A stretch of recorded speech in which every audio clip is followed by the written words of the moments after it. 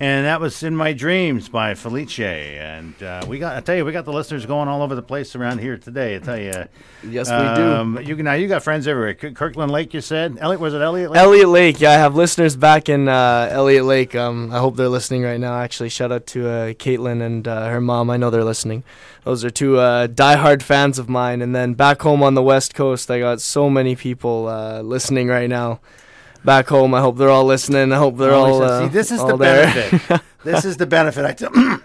I tell people all the time, it's like, oh, you're on the radio. Too bad I don't live in your area. Hey, we are on every day. You can always tune into the Northumberland 89.7 any day on the World Wide Web. Because, I got listeners myself everywhere. California, they're probably listening this afternoon, too. Who knows? Oh, yeah, shout out to California. They're going to start hearing you down there, man. And East Coast as well. And I got some listeners in Edmonton who are regular listeners. They tune in, obviously, for the politics, because that's generally the craziness that goes on in the studio with me. Yeah, it's frustrating, really. But, nowadays on all that stuff, I can't even. Well, like I say, my philosophy is that everyth's interconnected. Even what we're doing this afternoon, talking to people, getting the message out there, I getting agree. that broader audience out there, and talking about things that that you talk about in your music. Obviously, you talk about relationships and the frustration of working for an existence. Oh yeah. What is your ultimate goal? Do you want to be that big star? Do you want to be the next? I don't even know who to point the finger at. Yeah, no, I got a few. I don't know who's hot right now. I'll tell you. I couldn't tell you, man. No, my end goal is really I do want to be that icon. I do want to be that star. One artist I love to compare to is Justin Timberlake, right. And it's because of how well respected he is in the music industry, as well as a person, well rounded. He's been in movies and he's great at everything. He's a hell of an entertainer. Good actor, exactly. That's what you want to be. You want to be an entertainer. I want to be an entertainer. Yeah, I'm not trying to be the best. I don't think I am the best, but it's me just trying to get a message out, and I want people to really be thinking again. I want people to ask questions, ask why. Why are the taxes so high? Why is our minimum wage killing us? And through music and through the power of everyone uniting together, I feel like we could create a serious message while dancing and having a great time. So, win-win, right? But nobody else is doing that, right? One of the things you and I were talking about during the news break in the last hour was the fact that really nobody is doing that. There is no, again, we opened the show today with Mr. Tambourine Man by Bob Dylan, okay? Yeah. An anthem of protest for young people. There doesn't seem to be anyone doing that now. There's the occasional song. I think Lady Gaga had a song out recently that would be somewhat considered a protest song or a song about of frustration. Yeah. But, you think of Bob Marley when you think about stuff like that. Yeah, and you exactly. think about even Prince, or Bruce Springsteen. But, when it comes to music that is designed to make you listen, but also to make you react, is that something you'd like to do? That is something 100% I'd like to do. And some of my songs, you have to really listen to understand where and why the message is actually in there. And, sometimes it might go right over your head and you might be like, oh, that wasn't a message about society, but it's in there. It really is for every song I've made so far. And whether it's about how there's misloyalty between people and trusting, or if there is a generation that just likes to drink and get wasted because that's all they have to do to release all this stress and what's going on and forget really everything. That's one of my songs. How do you counter, though? A lot of people say, oh, well, that's just young people in general. Every generation feels this way. Every young person feels this way. When I was your age, I felt that way, too. But it is different, isn't it? It's just getting and I'm not worse, just saying that because you're a person with from this generation. I'm sure you've talked to other people, older people like myself, who have said, you know what? My wife and I sit around and talk about it all the time about how difficult it's got to be for young people. We know lots of parents that have their kids still living at home with them. A lot of people. We have stopped treating those kids as a problem. We now realize that it's not a rare thing, that there's a huge number of young people that still live at home with their parents. Why? Because they got nowhere to go, man. It's true. We can't get out of the house. I'd love to go out and buy my own condo and live in the heart of Toronto, but the fact of it is, which I almost had to because I moved over here from Vancouver, but it's very expensive. It's extremely expensive. And not only that, most places, when you try and actually, say example, you want to rent a place, most people that own the place, they don't even want you to rent there. Why? Because you're young and they need to see that you have an income base that's going to support your rent. Do we have one? No, most of the time we don't.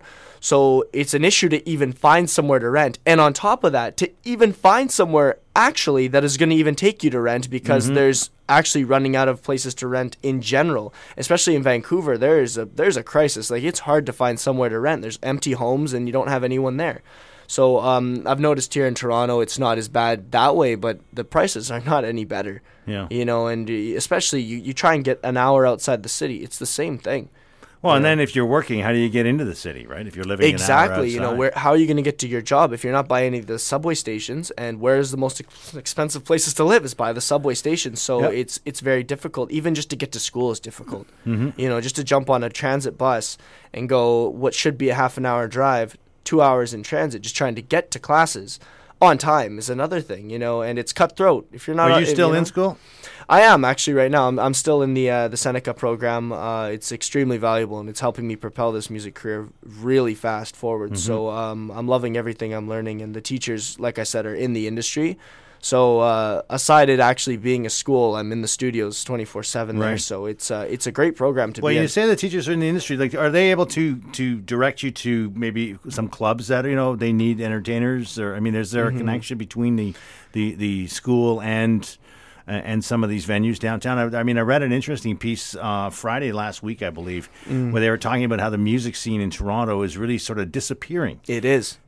Can we talk about that for a second? That's a great subject. Let's talk about that for a second, because I was shocked to hear that, like very shocked to hear that. You know, especially when you got like guys like Bieber and Drake, and you know, Drake talks about the T-Dot all the time. Oh yeah, revolutionary. I mean, you would think that, you know, hey, in the 6 it's Music City. Yeah. But apparently it's not. No, it's really not, and that's funny that you mentioned that. I was just talking to a manager who's got very well connected all over the world, and he said it's really hard to book in Canada. And I said, that's because I want to build my base here. This is where I can work, you know.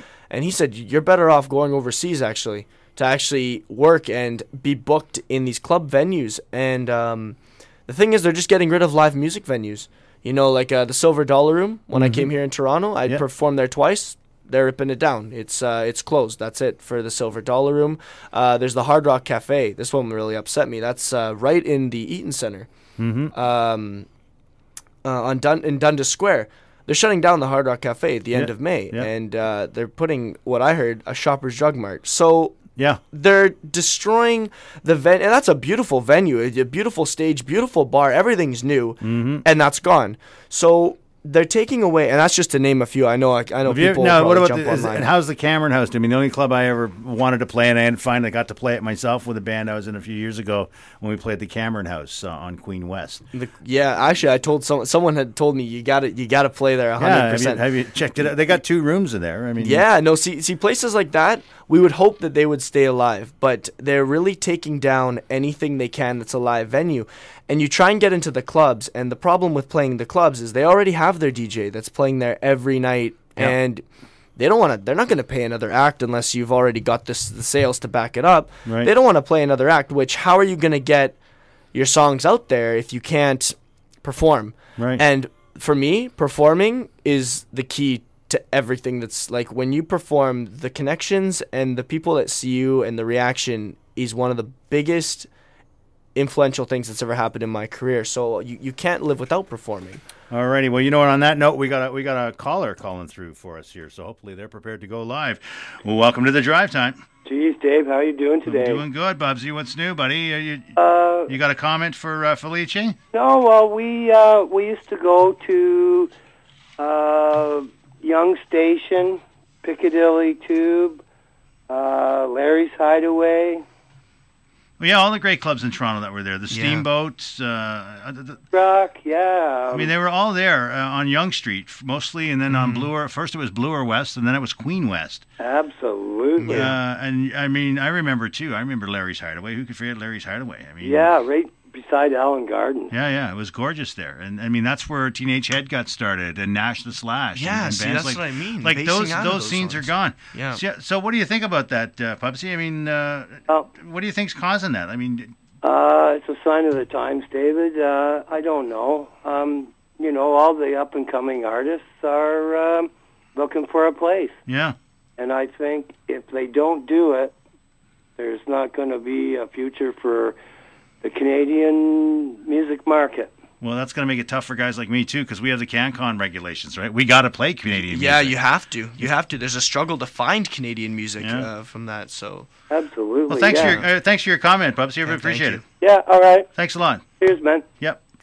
So there you go. I mean, even he remembers. Everybody who grew up in Toronto remembers these incredible venues. Now, one of the things that started to happen, again, this is one of the reasons that was a catalyst for those venues in the 60s, was people started doing things like renting the Lions Center and just booking 2 or 3 acts. And, and trying to get people to come together for those kinds of things. Not necessarily rap battles necessarily. But like a full-on sort of mixed venue concert. Like there've been some really interesting summer events as well, some festivals. I'm going to ask you about festivals when we come back. We're going to take a break. When we come back, more with my guest, Felitche Hutchinson. And if you want to give us a call, like Bubsy just did, 905-372-2321. If you have any questions or comments.